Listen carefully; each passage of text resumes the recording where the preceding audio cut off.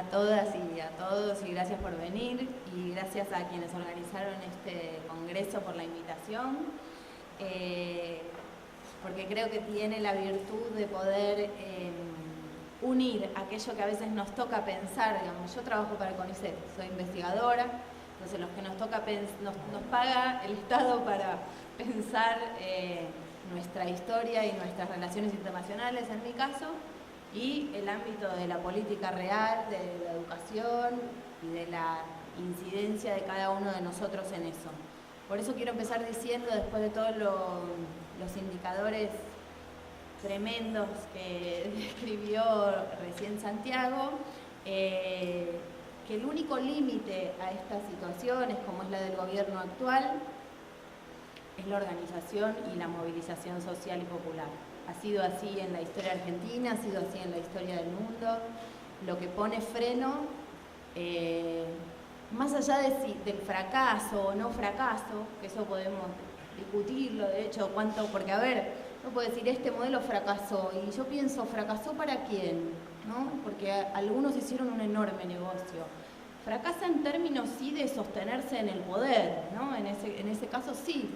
Aparentemente, tampoco sería, digo, no abandonemos que esto es un campo de batalla, ¿no? En todos los sentidos, intelectual, social. Me refiero a que, a pesar de todo lo que describió Santiago, ganó a través de las urnas este gobierno.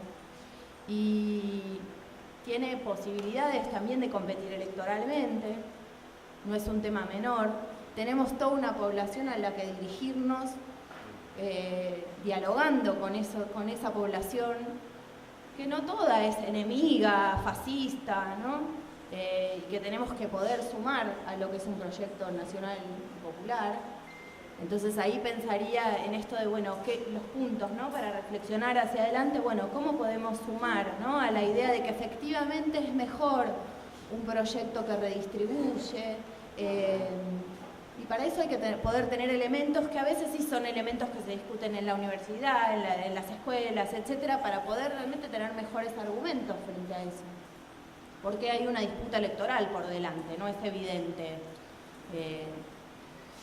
Por eso vuelvo a lo del fracaso. Hicieron un gran negocio los sectores exportadores en un primer momento, ahora un poco más enojados, como recién explicaba Santiago, pero hicieron un enorme negocio. Y hay una cosa que es tremenda y que me parece importante decir, y que es lo primero que va a haber que recomponer en el caso que pueda modificarse el signo político del gobierno, es que lograron bajar el costo laboral, como se dice, a la mitad.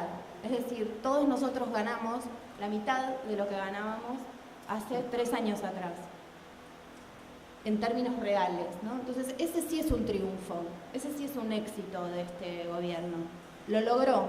Cuando se miraban los costos laborales de América Latina y de Argentina y se ponderaba que en Argentina la situación de los trabajadores era mejor, tenía que ver con lo que ellos llaman costo laboral, que nosotros lo pensamos como condiciones de vida, posibilidades de ascenso social, de consumo.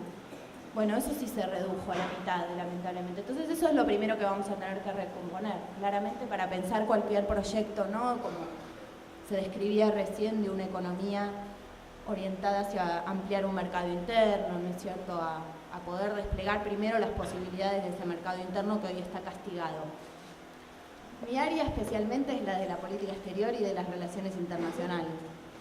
Entonces, para sumar algo a todo lo que se dijo recién, en efecto, en la Argentina, en nuestra historia, los momentos donde la Argentina ha tenido posiciones más autónomas en el sistema internacional y de afirmación de su soberanía, ¿sí?, han sido momentos que coincidieron justamente con el desarrollo de ese mercado interno y con determinado tipo de desarrollo económico. Es decir, no puede ir separado un proyecto económico de cómo se posicionan los países en el sistema internacional, ¿sí? Entonces, cuando pensamos en la política exterior, pensamos en 3 áreas diferentes.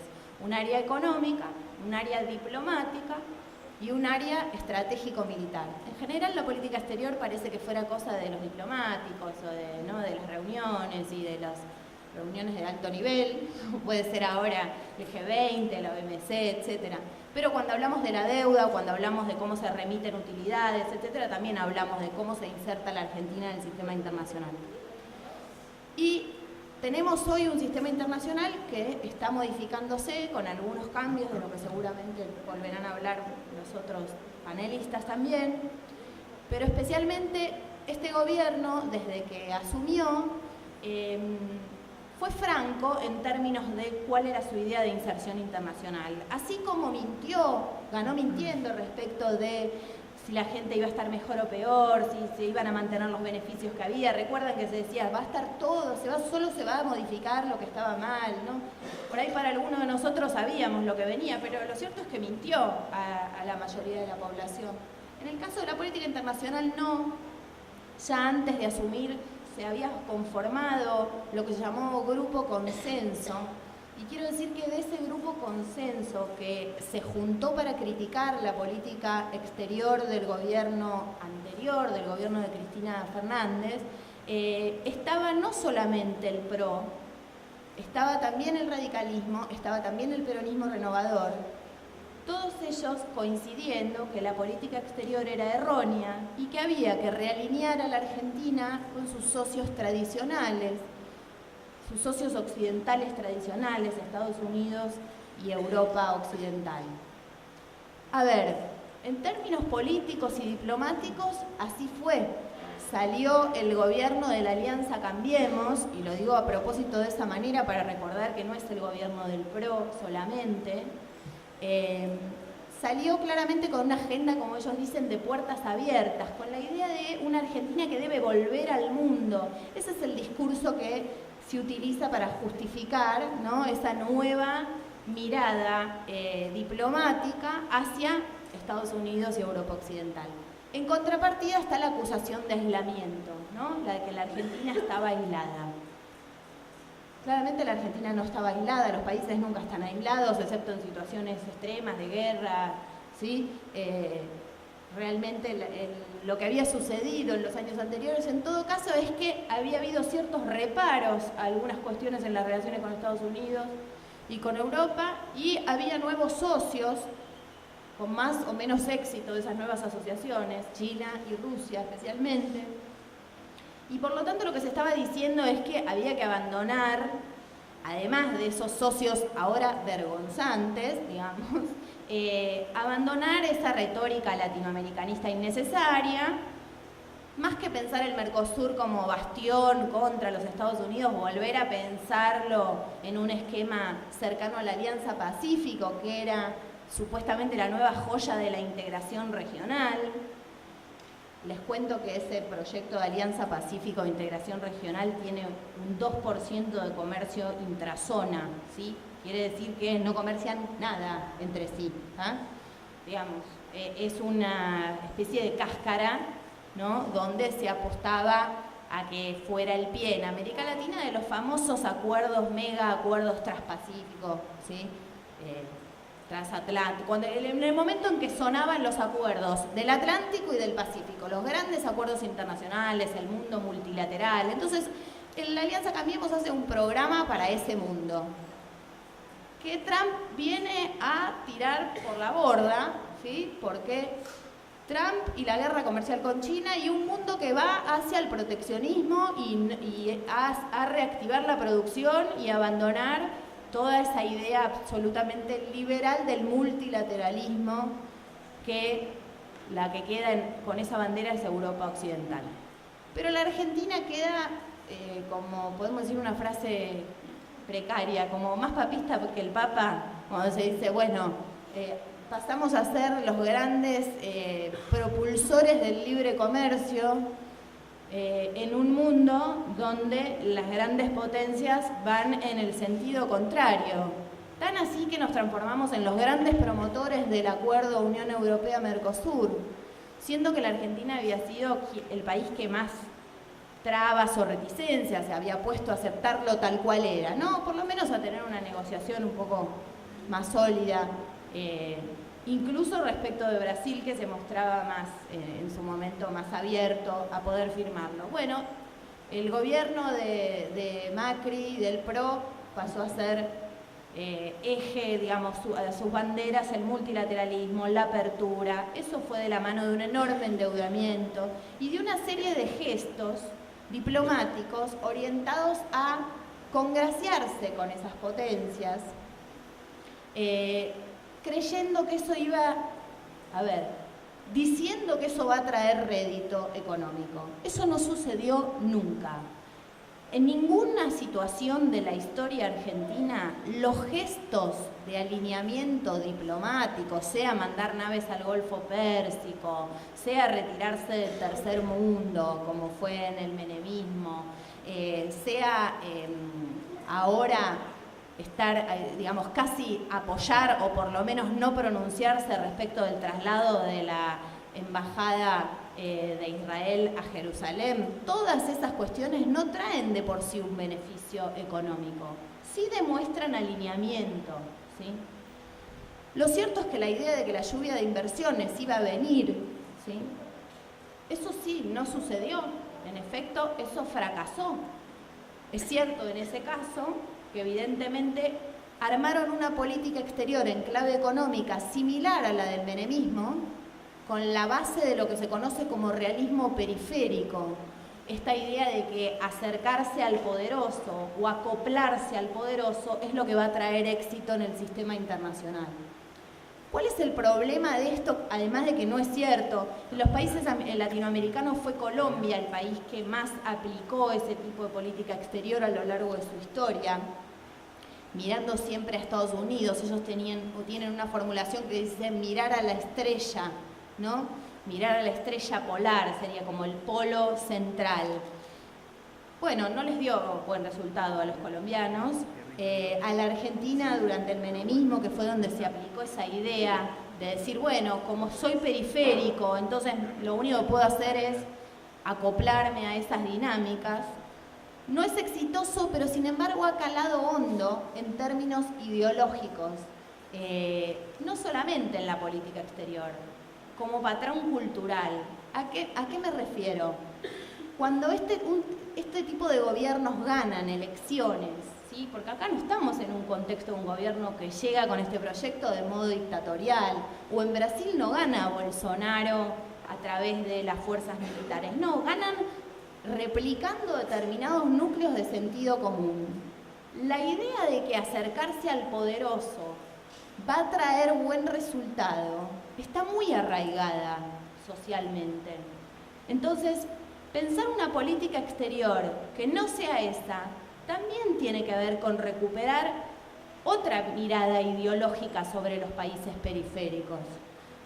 Por ejemplo, está la idea de que los países pobres solo pueden discutir sus cuestiones económicas. Es decir, no tiene sentido que discutan cosas diplomáticas y simbólicas del orden internacional, porque como son pobres tienen que discutir solamente sus pequeñas cosas económicas, ¿no? Y de ahí la frase cuando se encuentran Trump y Macri en la Casa Blanca y Trump dice, él me va a hablar de limones y yo le voy a hablar de Corea del Norte. Bueno, es como a estos países les toca hablar de limones, ¿no? A ver si te compro un limón y qué sé yo. En cambio a mí me toca definir el orden mundial. Es cierto que ellos definen el orden mundial y los países pobres no, pero yo lo pienso en términos individuales. Quiere decir que a los pobres solo les toca poder pensar en qué van a comer y no tienen derecho ninguno a cuestionar el orden simbólico o a tener gestos de dignidad aún en esa circunstancia. Con los países creo que es igual.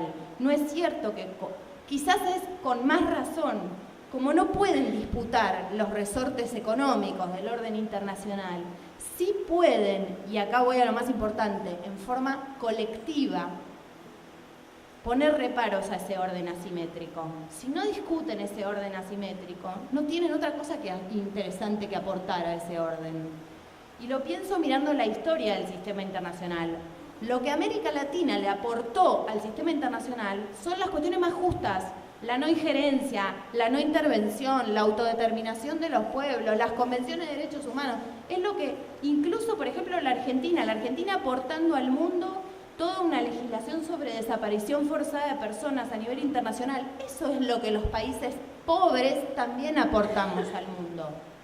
Entonces, pensar una política exterior de un proyecto nacional implica una noción de autonomía pero en forma colectiva, a mi juicio. ¿Qué quiere decir en forma colectiva? Con países pares.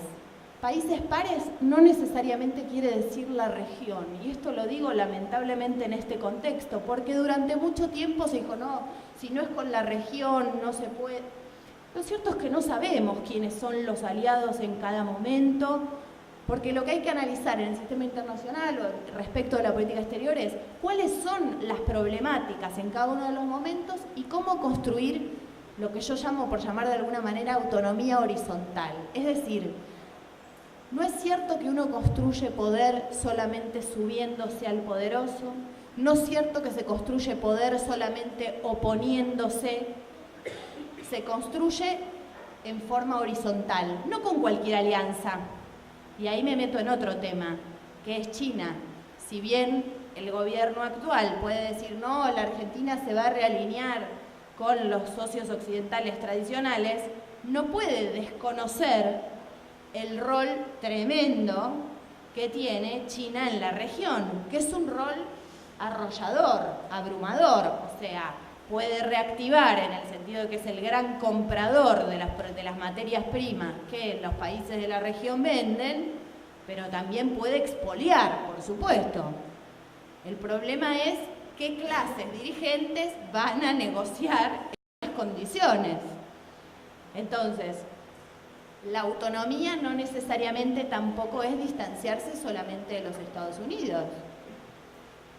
Porque también otro problema histórico de la Argentina ha sido creer que porque me recuesto en otro poderoso, eso me hace independiente, si se quiere, ¿sí? Es decir, por eso creo que es importante tener en cuenta todos esos elementos.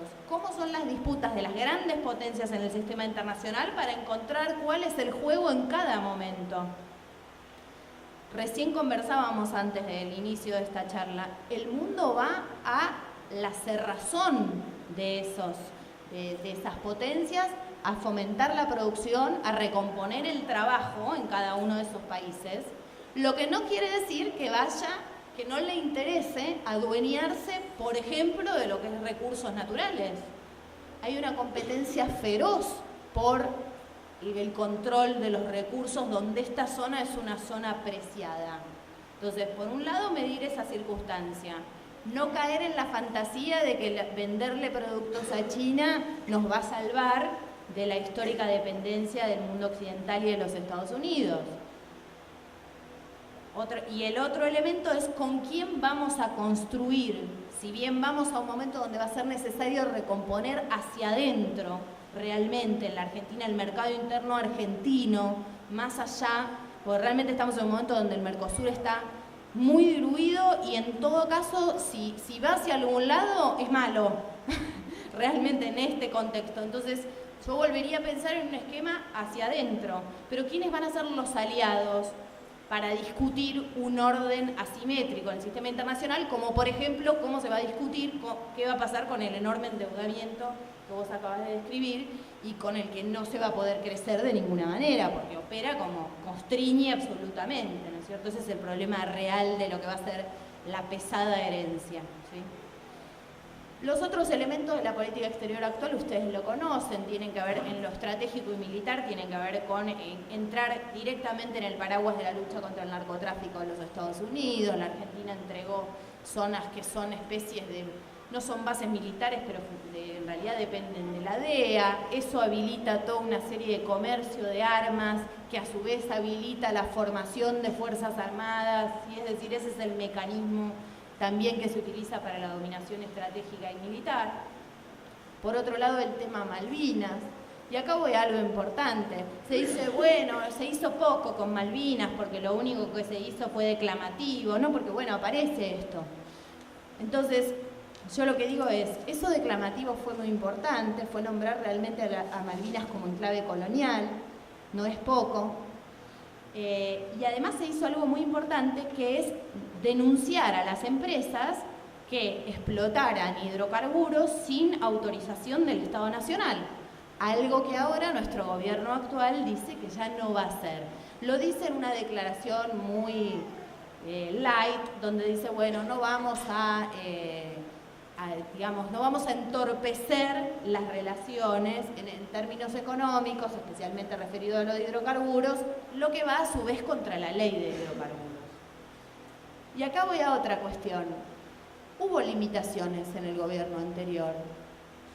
Limitaciones que se trataron de resolver del mejor modo posible algunas, de mal modo otras, ¿no? Es decir, es importante poder hacer un balance real de eso para lo que viene, pero en el momento que eso sucedía, y algunos también denunciábamos el hecho de decir, bueno, no hubo una modificación de la ley de inversiones extranjeras, si bien estuvo la reforma de la Carta del Banco Central, se podía haber ido aún más a fondo con las empresas británicas en Malvinas. Es decir, había muchas cosas que podíamos señalar como que se podían avanzar, o por ejemplo en el Mercosur faltó la integración productiva realmente.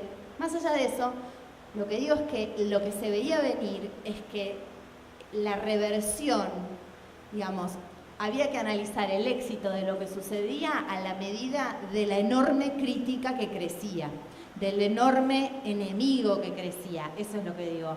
No había que medir solamente, hay que hacer los dos ejercicios. El ejercicio de lo que falta, teniendo siempre en la mente lo deseable, porque eso no lo podemos abandonar nunca. En la vida, nada, ¿no? Es decir, siempre uno va por más en el horizonte, pero no perder el registro de cuál era la disputa real, donde eso poquito que se estaba haciendo generaba una reversión tremenda, enorme. Y por último, para cerrar, así dejo la palabra a los otros, así como a Estados Unidos no le interesa mucho el comercio con la Argentina, ni es un momento donde a los países les interesó venir a la lluvia de inversiones, a pesar de la famosa ley de la participación público-privada, que se los quiere regalar directamente, a pesar de eso, y que vamos y tratamos de conseguir vender limones y después nos dicen no, mejor no, y viene Rex Tillerson y dice sí, somos muy amigos, cuidado con los chinos, y después te cierran el biodiesel al día siguiente. Lo cierto es que el Fondo Monetario le prestó a la Argentina una suma histórica, altísima. Quiere decir que hay una decisión política importante de sostener este gobierno, y que así como el año que viene hay un enorme peso de la deuda, lo que garantiza el fondo es que el año que viene se pueda pagar, no así 2020. Entonces hay una decisión política de sostener en la región a este gobierno, y lo que decíamos también antes de entrar, que es un presidente que cuando va por el mundo es muy bien recibido por esos presidentes del mundo occidental. Lo digo para no caer nosotros en la idea de esto es un desastre, esto está muerto, hicieron todo mal, les salió todo mal, les puso un idiota, ¿no? Porque nos quedamos nosotros con poco elemento realmente para una construcción real y profunda. Entonces, la batalla la damos todos los días, la vamos a tener que seguir dando, especialmente con nuestros colegas, con nuestra gente, con nuestro pueblo, realmente. Y por supuesto seguir pensando cómo es un proyecto justicialista, nacional y popular, etcétera, en el escenario del mundo que viene.